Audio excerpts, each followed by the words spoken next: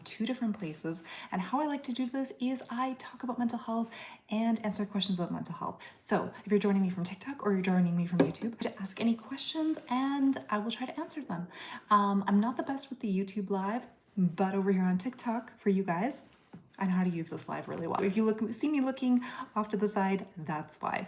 I'm a psychiatrist and I talk about all things mental health. So how I'd like to start lives is sometimes it's great if you guys can tell me like where you're coming from, where you're joining from, gives me a sense of who I'm talking, and then we can talk about different topics related to mental health. I go in between the US and Canada, so there's a lot of topical things happening right now that might be worth talking about or not, depending on your view.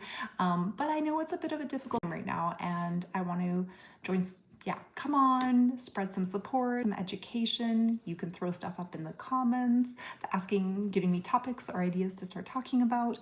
And hopefully it'll be a really interesting conversation, and support each other in the comments too. I do really love when you guys are showing each other support and love little hearts in the way that I can't always, because I can't give direct medical advice as an actual doctor being here on social media. Yeah, so I'm seeing where somebody said where they're coming from. Did I hear Minnesota?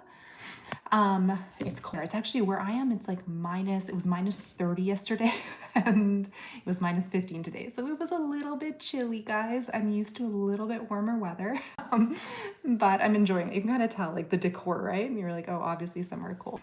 All right. Thanks for the follow. I appreciate that. Oh, Wisconsin. Oh, someone else is from Wisconsin. Okay. It is cold there. I think it's cold in Wisconsin right now. You can tell me if I'm wrong. There's like storms hitting everywhere. Yes, it's been chilly. Okay. I see a question coming in, so we'll just get into it. I love it. What are your thoughts about using sertraline? So sertraline is a chemical name for a medication called Zoloft, which a lot of you know. It is an antidepressant, and it's used for a lot of different things. It's in the class called SSRIs, which is a kind of the common antidepressant class, selective serotonin reuptake inhibitors, for any of you who like that kind of information. And it's used a lot for depression and anxiety, and it's definitely a medication I've prescribed and can be really helpful for a lot of people. So definitely, yeah, if you have something more specific, feel free to ask. Why is there such a stigma for healthcare workers to seek help?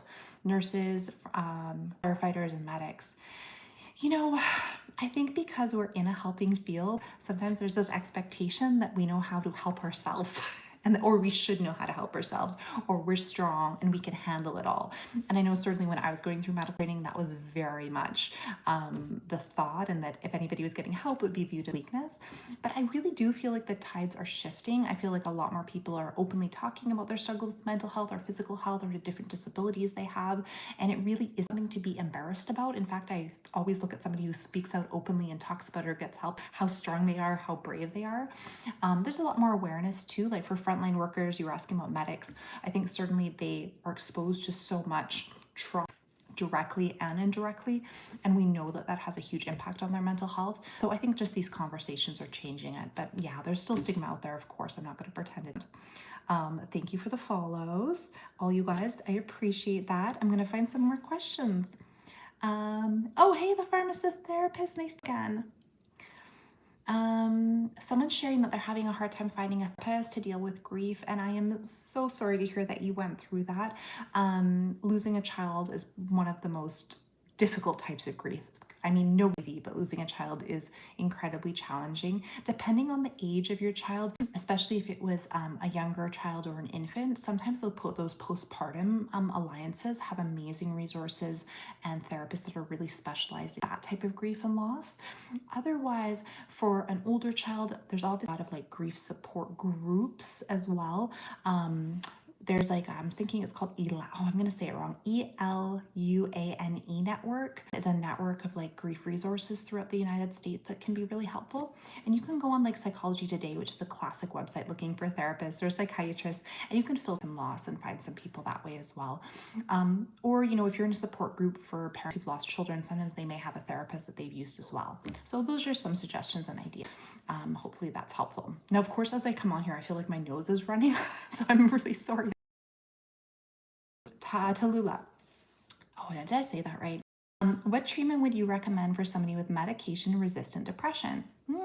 So treatment-resistant depression is kind of the technical term, and it's when somebody who's had depression that's had at least 2 really good trials of an antidepressant medication and they haven't worked. That's considered treatment-resistant depression. And so in that case, sometimes it's looking at other medications that haven't been tried before, or sometimes it's looking at other techniques. Personally, when I have a patient who has treatment-resistant depression, I make sure that the medications that they tried 2 different types of medication for their depression, that they were on it for a long enough time, that they were on it at a good enough. I make sure that their diagnosis is correct, that they actually have depression, they don't have anxiety, they don't have ADHD, they don't have bipolar disorder, they don't have any other reason that it might have looked like they were depressed. And then I make sure that the therapy they've been receiving is of a good quality and evidence for depression. A lot of people get therapy that could be really helpful, but if it's not tailored to the actual struggle that they're having, it's not always effective. Then, okay, let's say all that's the case, then we're looking at other types of medications. Sometimes mood stabilizers, just to throw out a class, can be helpful. Lots of different things. And then there's also ketamine, which is new, that's out, or new, not new, it's not new at all, but like been newly approved, I should say, for treatment-resistant depression. And then there's neuromodulation. Those are things like TMS, magnetic stimulation, or ECT are some options for treatment-resistant depression. So I couldn't go into all the different options because there are so many, but I hope that by hearing me speak about it, you understand, oh, actually there is a lot of treatment specific for people who have treatment-resistant depression, which I think is kind of something a lot of people, when they get told they have treatment-resistant depression, they think that means there's no hope or there's nothing that they can do. And that's the furthest thing from the truth. There's like whole clinics that just cater to people with, quote, treatment-resistant depression. Okay, I went on a little bit of a tangent. Let's see what else is going on. I told you guys when you started, I'm also live on YouTube. Nobody's watching me on YouTube though, so I'm appreciating the support right now from TikTok. And we'll see if any of the YouTube live. I'm not very good at doing YouTube live, but I wanted to see how it went. Oh, 2 people have joined over there. Hello, YouTube people. I'm also, they're like going away. I'm also on TikTok live right now too. If you have questions, put them in the comments. Thank you for the follows. I appreciate you guys. Let's see, let's find some more questions. Oh, how was my pre-med journey? Yeah, I definitely answered that question. It was a long time ago. I have been in practice for over 10 years. So my pre-med journey is like almost 20 years ago. So it's a little bit outdated in terms of when people ask me about like MCATs and all that type of testing things. But I will tell you a little bit about it. So before I went to medical school, I actually was a pharmacist and I did a pharmacy degree. And I actually worked as a pharmacist in Canada. It's called Shoppers, something like a CVS for those of you joining from another place. I'm trying to think of other names of pharmacies in Europe, but I can't think of any right now. Boots. I feel like Boots Pharmacy. Anyways, I worked at like one of those pharmacies and dispensed medication. And so after I did my pharmacy degree, I went into medical school, did psychiatry, and then I did child psychiatry. So it's been a very long journey. I feel really grateful to have, oh, someone's telling me YouTube's an hour behind. I don't know what that means. I'm really grateful to have had the journey because I was really lucky that I did a health science type degree before medical school. So my first year of medical school was definitely a little bit more straightforward. Didn't have that type of a background because I'd already done a full pharmacy degree. Okay. Can TMS help with bipolar disorder? There is some evidence to say that it can. That's something you'd have to specifically talk to like the individual TMS provider about. I'm in pre-vet school. Oh, that's so cool. Veterinary school, for the last time I checked in on it, was very competitive, so good for you. I always thought about, when I think of vet, oh my gosh, I have to learn about the systems of all of those animals. It feels very overwhelming. I'm like, one human body is about the most I can handle. Someone's asking about bipolar 1 disorder with depression, and I think it's difficult. I can't really give you direct medical advice, but there are really good guidelines for bipolar disorder that talk about some of the different treatments. So a lot of times it's looking at things like lithium, valproic acid. Those are mood stabilizers are really good. And then there's the atypical antipsychotics that have some evidence as well, things like risperidone, olanzapine, Seroquel, all of those. But there's actually really, really good treatment algorithms for bipolar disorder.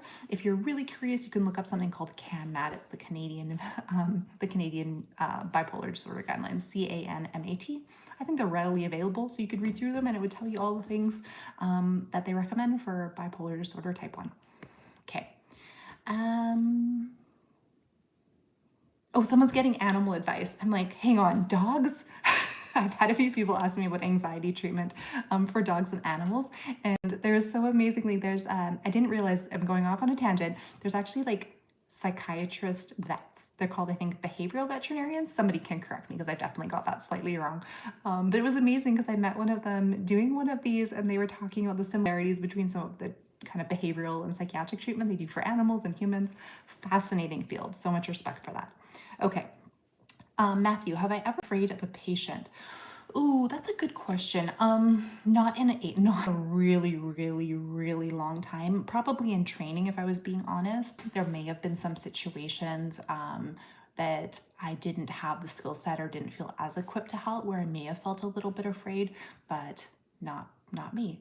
Dr. Serena, it is you. Are you from Saskatchewan, right? Oh, am I talking about you and you're here? That's hilarious. That behavior. Okay.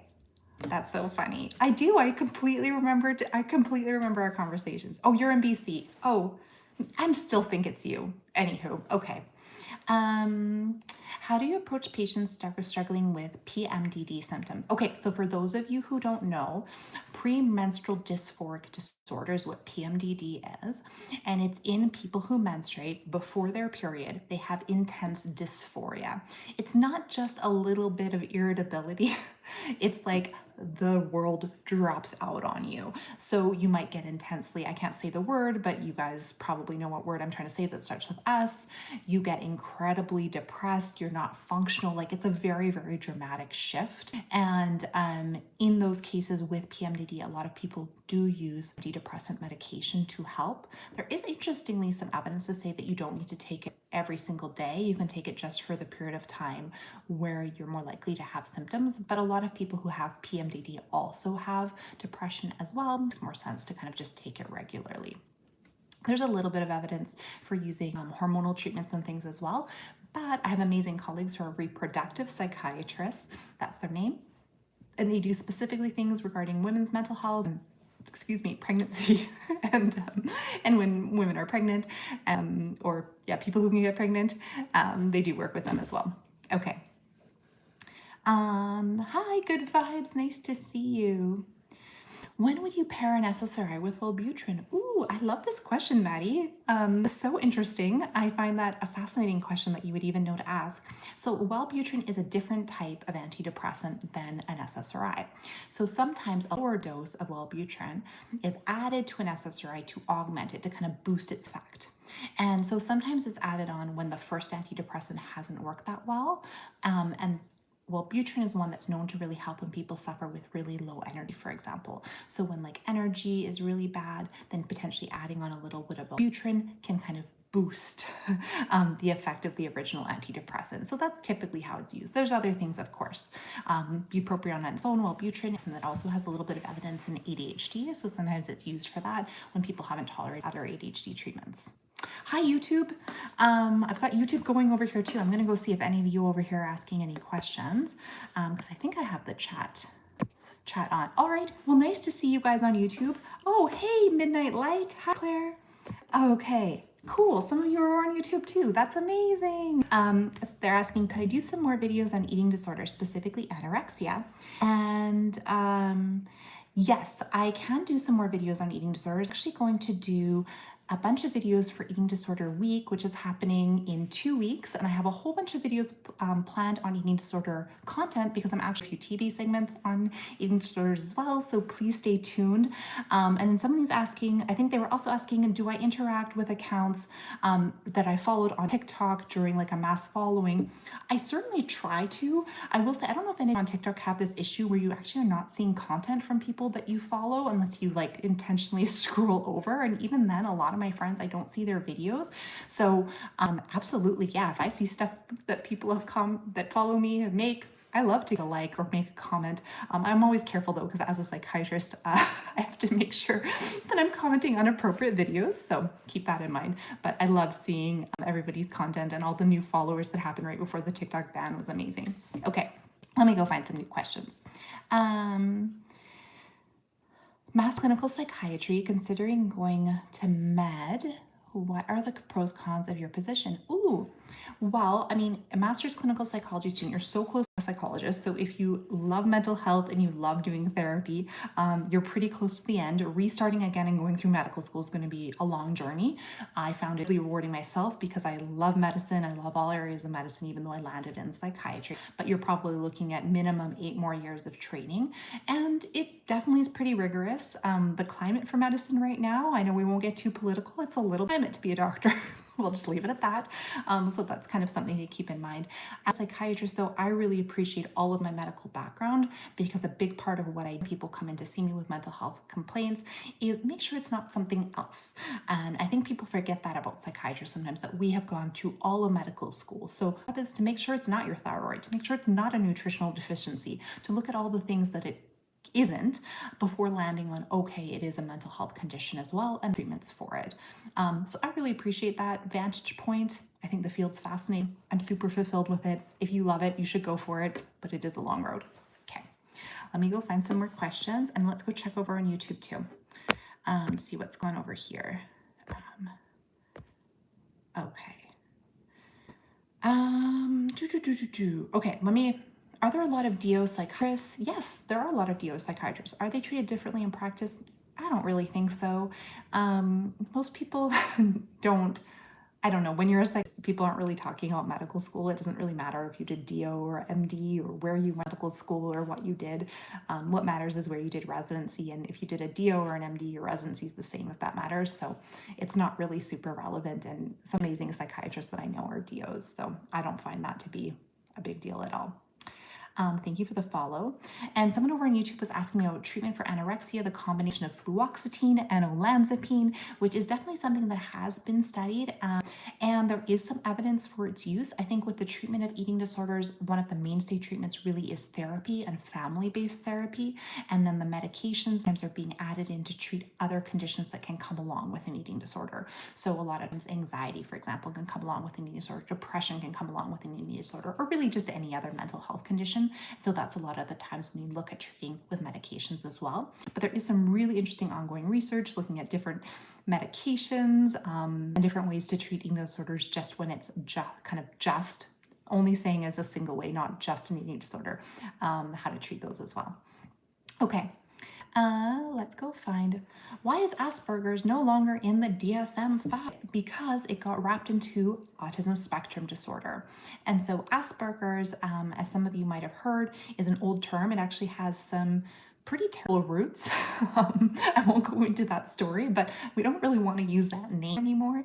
And it's now what's being described as level 1 autism. And so it's just put into the spectrum. And it's been somewhat controversial because sometimes people that have children, particularly with like level 3 autism, where maybe they're nonverbal and really not able to function, have the same diagnosis as somebody with symptoms where they are able to function in a different way, yet they have the same title. There's been some questions of whether that's right or wrong, but ultimately it is considered a spectrum illness. And so I think it is more accurate that it's considered kind of within that same. Illness is not the right term. I'm going to correct myself. Condition. I'm correcting myself, don't come at me. Condition, neurodevelopmental condition.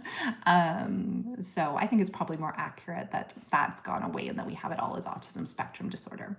Okay. Am I staying warm? Yes, I am staying warm. If anybody follows me over on Instagram, oh my gosh, why am I playing every single social media thing tonight? I have been on a journey to try to see Northern Lights, and I didn't go because it was too cold. And so now I am warm inside, and there is no Northern Lights tonight because cloudy, and if anybody knows anything about aurora indexes, it's like an aurora index of 1 out of 10, so they're not going to happen tonight. Okay. Hi. Did I choose psychology? No, I did not do psychology, actually. I don't even think I took an undergraduate psychology class. All of mine has been in the field of psychiatry, and of course, within psychiatry training, you are trained by psychologists, but I didn't take any undergraduate. Maybe I took like Psychology 100. I honestly can't remember. Mary says she missed my lives.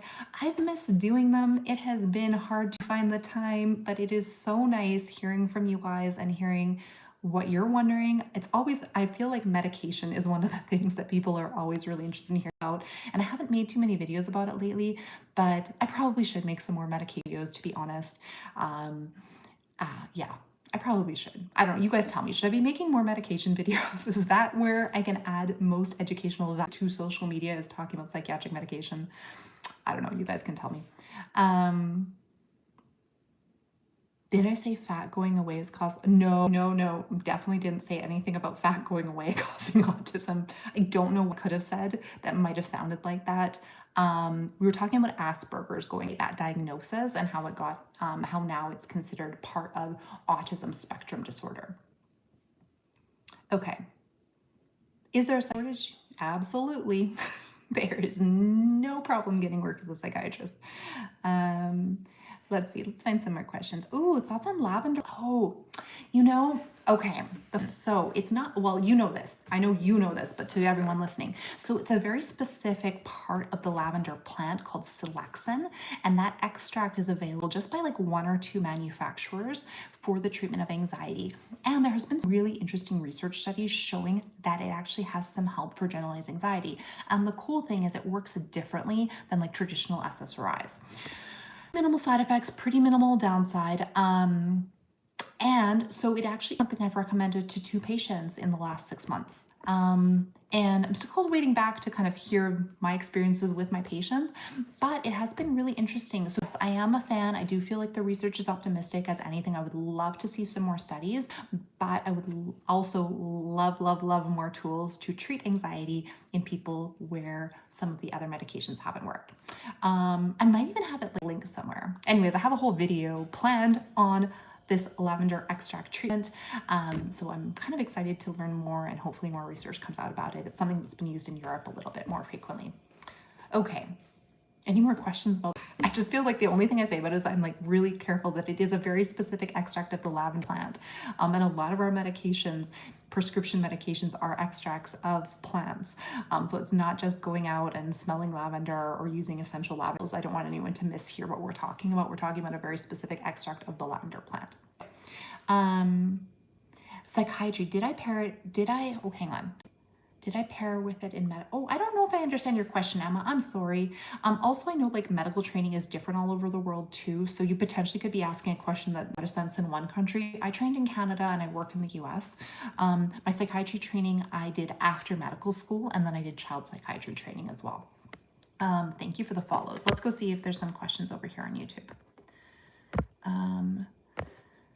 All right. No, but I'm happy to see you guys watching me on YouTube. I really appreciate that. So please, if you have questions, do pop them in. I'm over on TikTok Live as well, but I am very happy to answer any questions for you guys over on YouTube. Okay. The way I said sorry was so Canadian. Oh my gosh. Yes. I am in Canada right now. So like the accent gets strong when I'm here, and I'm in a place where there's like a lot of accent. And then I go back to the US and people are like, where are you from? And oddly, a lot of people say Argentina, which I do not understand at all. Although Argentina is amazing. I've been there and would love to be from Argentina. I don't, accent sounds like I'm Argentinian. Okay. Oh, in school, do you get paired into different fields? Oh, okay, that's a great question. Yes, so in medical school, you get to do rotations in a lot of different areas of medicine, and there's like core areas. So like everybody does surgery, medicine, everyone does internal medicine, obstetrics and gynecology, pediatrics. Gosh, I'm definitely forgetting something because it's been a while. So you have these core ones, and then you get to pick electives in an area, and psychiatry is a core elective. So everybody who goes through medical school does psychiatry rotation and learns about it, which makes sense because no matter what area of medicine you go to, you're going to meet people who have psychiatric conditions, because 1 in 4 people do. So they meet somebody everywhere. So I'm so thankful that every doctor has had some psychiatry training. Okay. Why do I think the use of long-acting injectable antipsychotic medications is so low in the United States?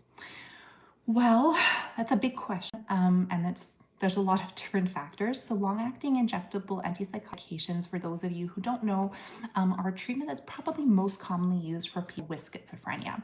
And sometimes people with schizophrenia have a really hard time taking daily medications for a lot of different reasons. And so then the long-acting injectables, the idea is that it makes it easier for their compliance with the medication. Now, of course, there are people who very willingly will get long-acting injectable medication. They're like, yeah, I don't want to take it. I always forget. Absolutely, a shot that makes it so much easier for me. A lot of them last like 3 months, for example. But some people feel like it's being forced on them. They don't want to take it. And I think that really is something that we have to be very mindful, very thoughtful about, because forcing treatment on anybody isn't something that anybody should be taking lightly. And so obviously if you give somebody a long-acting injectable, it lasts in their system for a while.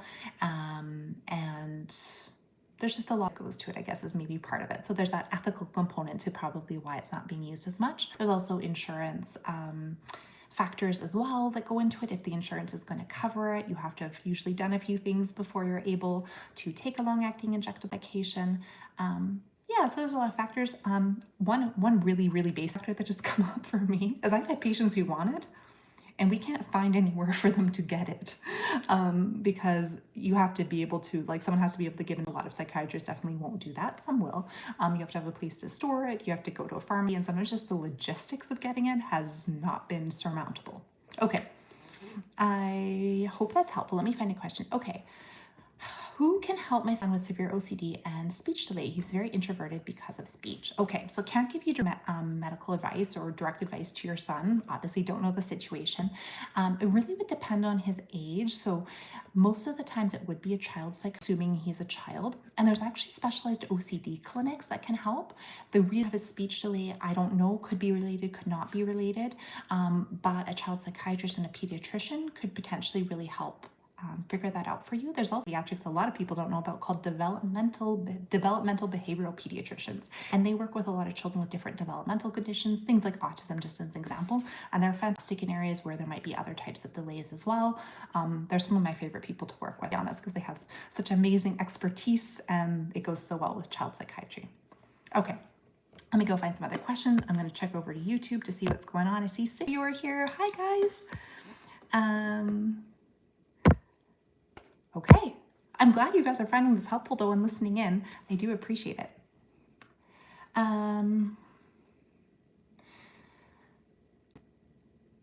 So many questions. Oh my gosh, if I'm not getting to your question right now, I don't have moderators, just so you know. So I'm just looking down and trying to find questions that I think I can give a meaningful answer to over social media. If you feel like you can hang around to see me if I answer your question, I'm gonna go throw it up on another unrelated video and I might answer it later. I really do appreciate it. Someone's asking, how do I handle my own fatigue? I think that's what's the question. How do I handle my exhaustion? Taking breaks. I have said this openly before. I actually don't work full-time as a psychiatrist, and it's because I have a family, I have kids. I also have a few different jobs, hence me not being in Canada right now and not in the US and doing this.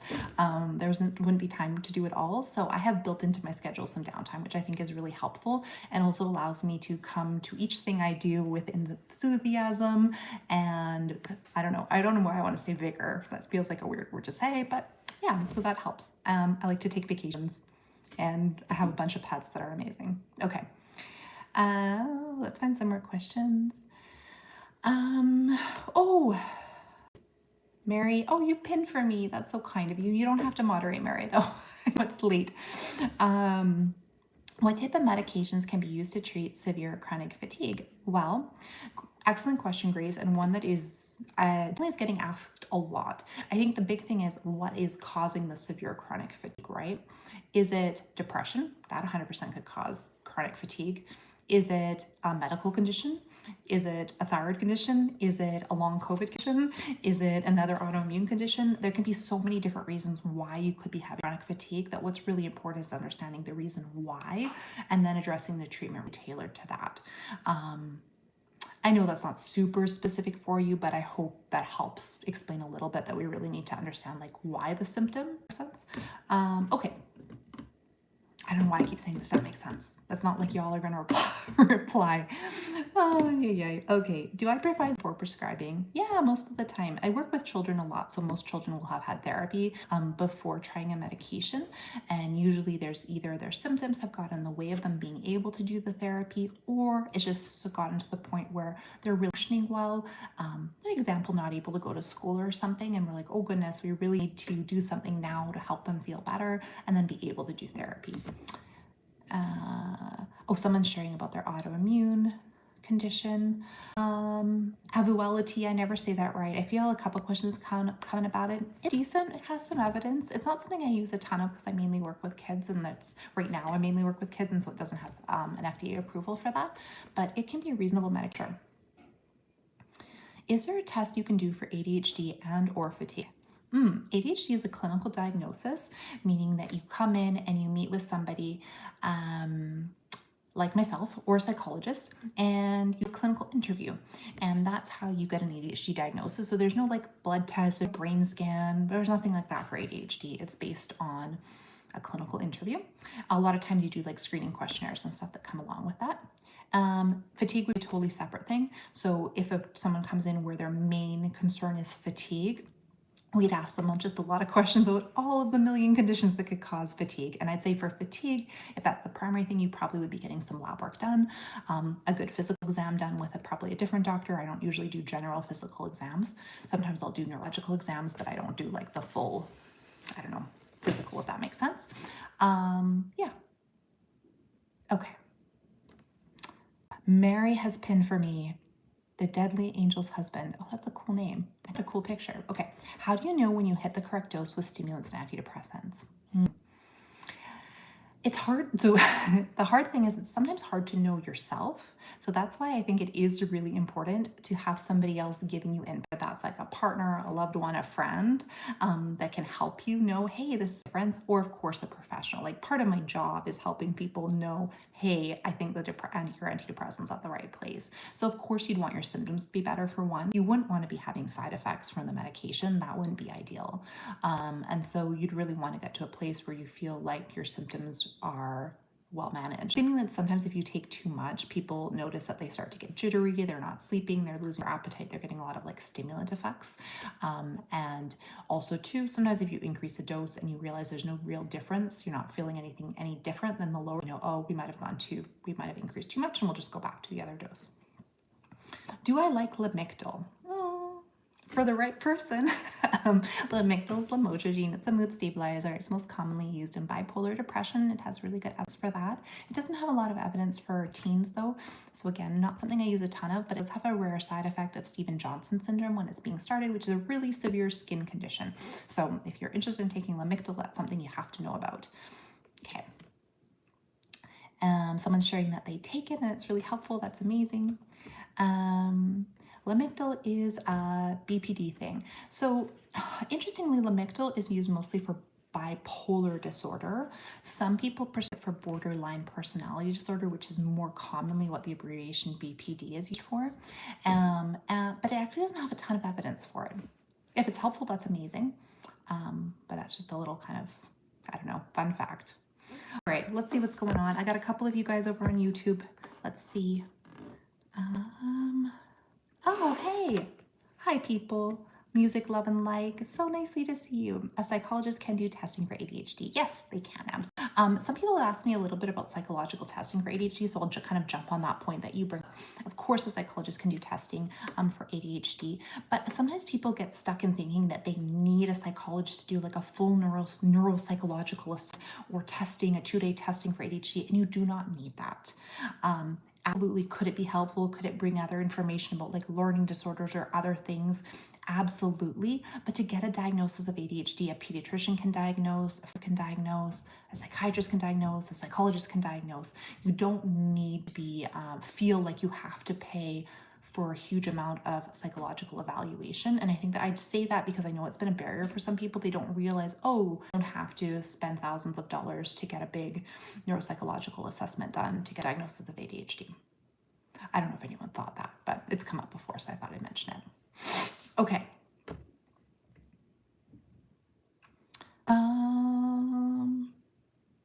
So many good questions and they're coming in so fast. I'm having a hard time figuring out which one to answer. While I take a second, I'll reintroduce myself. I'm a psychiatrist. I primarily work with young people and children right now. I do a specific area of psychiatry called consult liaison psychiatry, which means I do psychiatry for people with other, because psychiatry is a medical illness, other medical illnesses as well. So thinking about somebody that has maybe a cancer diagnosis and also has a mental health, or somebody with lupus who has a mental health concern. That's a very specific area of psychiatry that I do, young people. I come on social media to educate and to advocate. I think it is really, really important that people get a sense of what psychiatry does, because there have been so many misconceptions, so many myths about what we do. And I don't know, really at this time and age, I feel like it is really important for us in medicine to show our faces, to assure you that we are doing the best for you. We do care and we really want you to be doing as well as you can. So that's my reason for being on here. I don't patients. I don't really do anything on here that would give me any money. So don't send any live gifts or anything like that. If you do like it and you are enjoying it, the follow, because that amplifies the work that I do and spreads my videos. So that would be the best thing to do. Okay. Psych MPs can also diagnose ADHD. Sure. Sorry, I didn't say that. Autism diagnosis, who does that? Psychiatrists generally do. Some pediatricians are involved, psychologists are involved. A lot of times it's a team, especially for children, that does an autism evaluation. And so there can be a few different people in different roles that do part of that assessment. What's the difference between a normal psychiatrist versus a neuropsychiatrist? Well, the truth is there's some psychiatrists who just call themselves that. But there is actually neuropsychiatry additional training that people do, and some people have done neurology training and psychiatry training, and so then they call themselves a neuropsychiatrist. But I haven't found it to be a particularly regulated term, in that there are people that just will say they're a neuropsychiatrist. I don't know, it's slightly redundant too, because like neuropsychiatry, it's all brain, it's all the brain. But I think the idea is that most people who say they do neuropsychiatry really work, I don't know, a lot of them do like neuromodulation stuff. They work like in ECT and TMS. Some people work more on like neurological conditions as well. They work kind of in that sphere. There's a lot of overlap with I do, because I work with other medical conditions as well. Okay, is there a specialist that would work with an 18-year-old who's struggling socially and has NF1? Do you mean neurofibromatosis 1?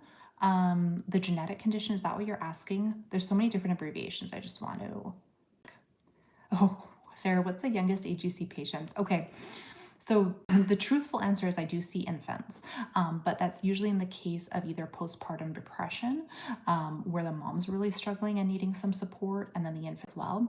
And occasionally, very, very sick infants can have something called delirium, where they get confused. And sometimes my colleagues, my pediatrician colleagues, will ask me to come help with trying to figure out the source of the little baby's confusion. Okay. Oh, thanks, the pharmacist therapist. I appreciate that. It's always so wonderful when other colleagues and professionals join the lives. And yeah, I think it's just so cool and to meet so many of you. Do I know my anagram number? I do not. I do not. I don't know. I'm open to hearing what it is, but I actually don't know very much about that. Thoughts on ECT for chronic depression? ECT can be really helpful and life-changing and life-saving. It is not the right for everybody, but there's patients I work with where it has absolutely saved their lives. Okay. As an RN in the ER, I'm always looking for tools to help to add to my kit for helping people with mental illness. Oh my gosh, I think the best tool is just compassion. And I don't mean that like at all in a flippant way. I was talking to somebody today about a patient that I don't know, maybe would be called like a little bit more challenging, as a way to put it. And I think just dealing with it with so much compassion and empathy has always made the situation go so much better for me. I obviously can't really share a lot of details about it, but I think that is probably like the best skill set. And making sure that it's genuine, of course. I don't know. Oh yeah, you are talking about neurofibromatosis 1. Yeah, developmental behavioral pediatricians. So 18 is kind of a cutoff age, but working probably with a psychiatrist that works in an academic center or an academic hospital can be really helpful, because then there's like the really close liaison with some of the other specialists that are involved with a neurofibromatosis diagnosis, like a neurologist or geneticist or all those type of things. When do you decide to go with ECT? That's a good question. It is, like I say, quite individual, and a lot of it is somebody interested in it? Do they want to do it? It's for usually, there's a lot of reasons ECT is going to use, but I'm just going to focus on depression.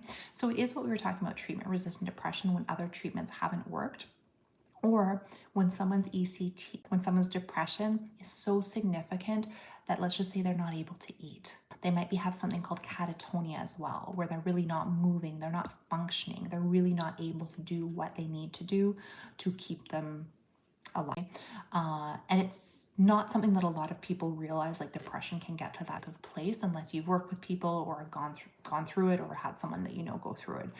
But it's an emergency where you really need to help get somebody back. And ECT can do that. Sometimes too, when people have psychosis with their depression, ECT can be really helpful. Or when somebody has very, very, very intense thoughts of wanting to do something with the S word, then it can be really helpful because it works quickly.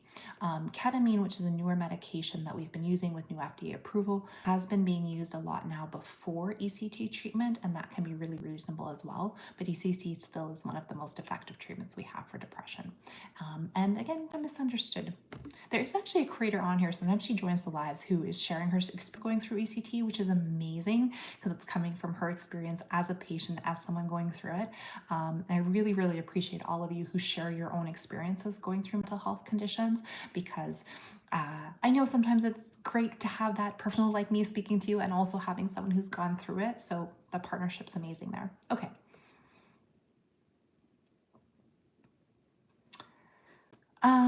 Okay, so many questions.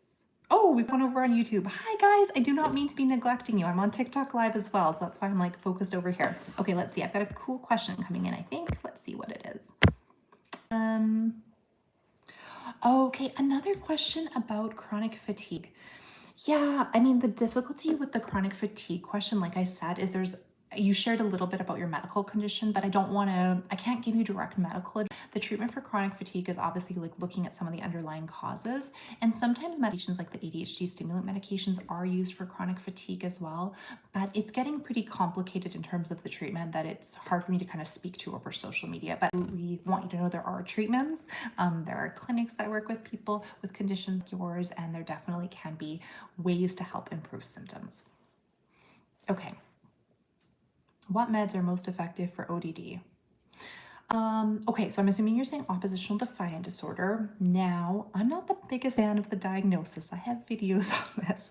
So you're going to get me on a soapbox, and I'm sorry.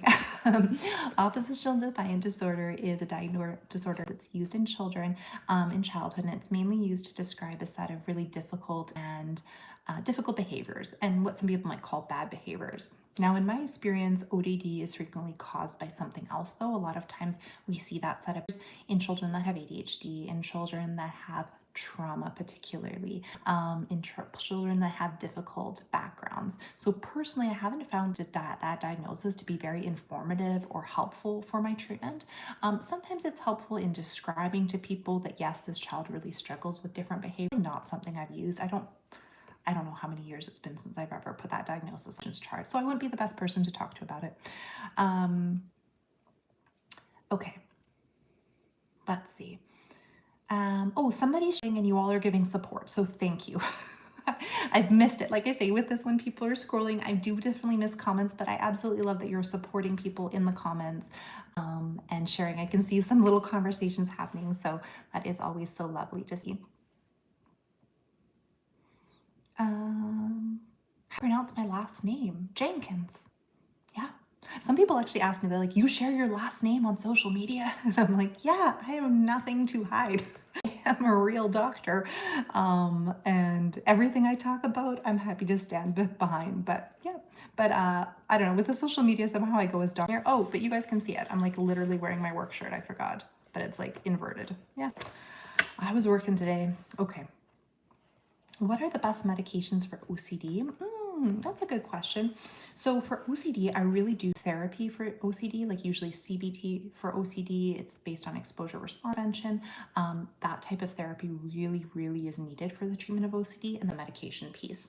And medications for OCD are typically like SSRI medications, antidepressant medications, but particularly targeting like the serotonin system in the brain, meaning that not a lot of times the dosing has to be a little bit higher. So let's just say fluvoxamine, Luvox is kind of a favorite of the OCD community. It works really well. Prozac, sertraline, even escitalopram. But a lot of times you see the doses go a little bit higher on those medications when you're treating OCD versus treating anxiety and depression. All right, let's see. I see a few of you here over on YouTube. I'm gonna go check in and see. Basically, if you go over to YouTube, it means I get your questions quicker because there's less of you. Because of all the uncertainty going on with TikTok, I have been moving a lot of my stuff over to YouTube, which has been amazing because I can make longer videos. And the community is really cool on YouTube. I didn't realize I hadn't been as familiar with it. So, but I still love TikTok. Oh, what about Instagram? I am on Instagram, and yes, I have been putting some fun stuff up in my stories, which is kind of cool because you can just share like a little bit. So some of you have been seeing my Northern Lights journey that I've been sharing right now.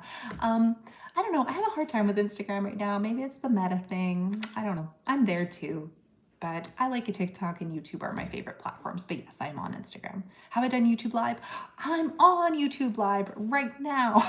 I'm on both. I set up my YouTube Live while I'm on TikTok Live because I don't have obviously as many people follow me over on YouTube yet. So I thought it'd be fun if I did it both. Did them both? Yeah. So I'm on it. I'm on YouTube Live too. If I hit up Instagram, if I put Instagram Live up though, that might feel a little much for me. This is already getting it.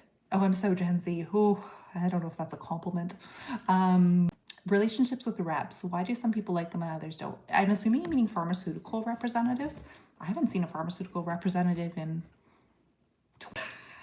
I don't see them at all. I work for a university though, so they're like banned. They're not allowed to come to anywhere that I work. And then my other job, they're allowed in either. So no, I have nothing to do with pharmaceutical representatives. I did pharmacy degree before. So in my pharmacy degree, I actually did have more interface with pharmaceutical reps. But like I say, that's going back 20 years now. So it's a long time ago. What's really interesting, if any physician has received money from a pharmaceutical company, you can look it up. It's public knowledge. You can type in their name and it will tell you. I've received no money from pharmaceutical companies. They actually don't like me very much because I published a paper talking about how sometimes the research that they sponsor is biased to their product. So no pharmaceutical industry people are interested in working with me or talking to me. Yeah, it's the truth. I don't know. It's the truth. So sometimes it is funny when people say, oh, you're being paid to prescribe or paid to do this. I'm like, absolutely not. No pharmaceutical company is paying me anything to give you any medication. I truly only give you medications that I think might help you. And you're always welcome to say you don't want to take something. Can I treat in Florida? No, I don't have a Florida license. And actually, this has come a couple times. I don't take any new patients. So I don't know how to put it. I'm full, but yeah, I just don't take any new patients. So I'm truly just trying to educate and help put a semi-friendly face on psychiatry. Cats are therapeutic. Yes, I have a cat and I love my cat. Antipsychotics for OCD. Yes, can be really helpful. They're usually used like after when somebody's tried like one of those core antidepressant medications I was talking about, then they can get added on. Sometimes people with OCD have kind of an overlap of some psychotic symptoms with their OCD, and then it can be particularly helpful too. So totally something that's done. Any successful meds you've seen for emetophobia? Emetophobia is a tricky phobia. It's the fear of throwing up. There is a lot of overlap with that, and I feel like I'm going to sneeze. Maybe not. And eating disorders, because sometimes emetophobia causes people not to eat, and so then they're seen in like eating disorder type clinic centers. And to answer your question, yes, sometimes like anti-anxiety type medications have been helpful, antidepressants, other things as well. But one of the core treatments is therapy. Okay, I don't want to blow my nose on a live, it seems. Because I'm hoping, we'll see. I don't think I have to. Okay. Oh, thanks for the follows. I appreciate that. You guys are so kind. Okay, let me see what's going on over here. How do hormone combination pills and ADHD stimulants interact in women? Oh, that's a super specific and good question. I'm assuming you're talking about birth control pills or you're talking about hormone replacement therapy. So depending on the ADHD medication that you're taking, you want to make sure that there's not an interaction.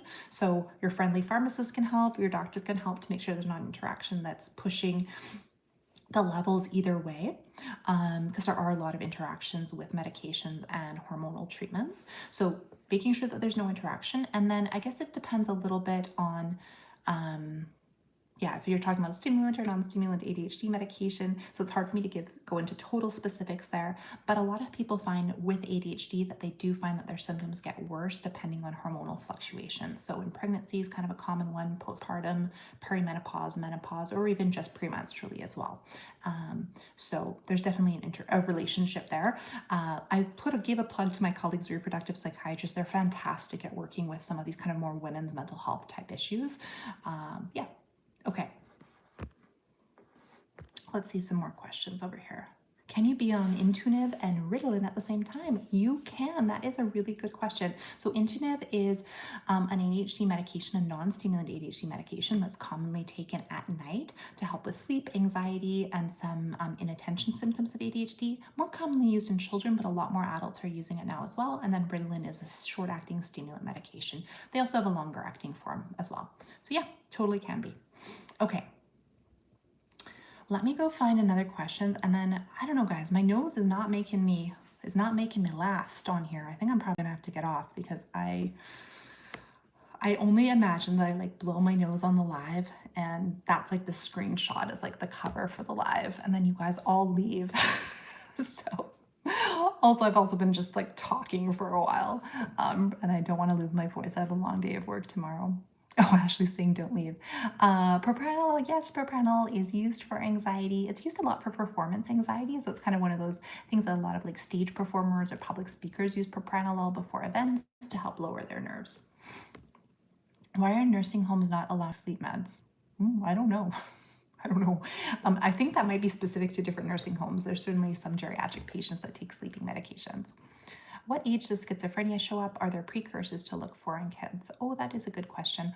So the general age for schizophrenia, the average, we would say, is that kind of first year of college. So right after high school, like 19, 20, that's kind of the most common age for schizophrenia to present.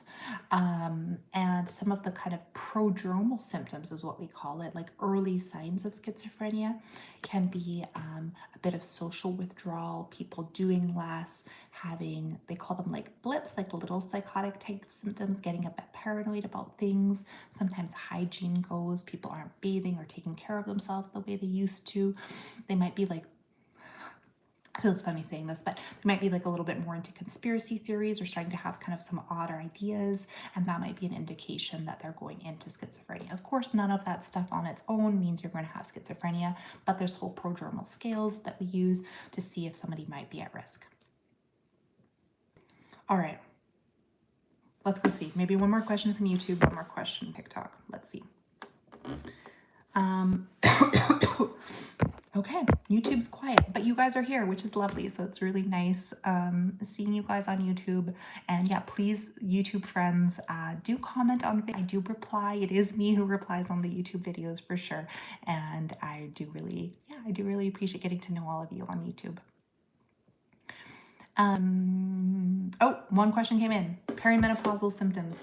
Yes, perimenopausal symptoms, though, I think it's really important to treat some, like in conjunction, like psychiatry plus either your OBGYN, your family doctor, working together, because a lot of times some symptoms that can seem mental health related may be hormonal related, so hormonal therapy might be helpful, or it could be like psychiatric. So I think that's a great example of a condition where you really want two people working close together, or sometimes a reproductive psychiatrist has the knowledge to do it all. Okay, let me find one more question. Oh, this is a great question to end on. Oh no, someone's saying they have to go back to studying. I'm sorry.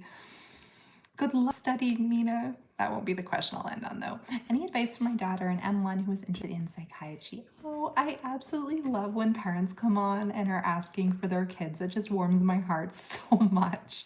I think the best thing would be for your daughter to meet a bunch of psychiatrists and to shadow psychiatrists and get a sense. A lot of times in medical school, there's psychiatry interest groups that you can join, especially even for first-year medical students, and then you get to meet other students, and a lot of times they put on events where you meet all the different psychiatrists that there are. I'm an example of a child psychiatrist. I'm sort of an example of a CL psychiatrist as well. So I kind of represent two different types. And then there's like forensic psychiatrists, geriatric psychiatrists. Someone's talking about neuropsychiatrists. There's psychiatrists who do all different types of things. I did not list all the specialties, but that would probably be the best way. And yeah, that's so exciting. You must be so proud of her. Getting into medical school is no easy feat right now. Okay, I think that's it for me. I've got to blow my nose. That's how I'm going to end. It's been really lovely seeing you all for this hour. If you don't follow me, do go give a follow. I love it. And if you had a really burning question that I didn't get to, like I said, you can go throw it under an unrelated video, and if I get a chance, I'll answer it later. It is me who answers. I do really getting to meet people that I wouldn't normally meet and hearing your perspectives. So yeah, I hope you all have a lovely night. It's been great. See you again soon. Bye. All right, YouTube, I'm ending for you guys too, but it's been fun. I hope I get to do more lives. And if you guys were watching this with the TikTok, you can let me know it was awkward for you that I was like talking mainly to the TikTok camera. I don't know, you can give me feedback. Anyways, night.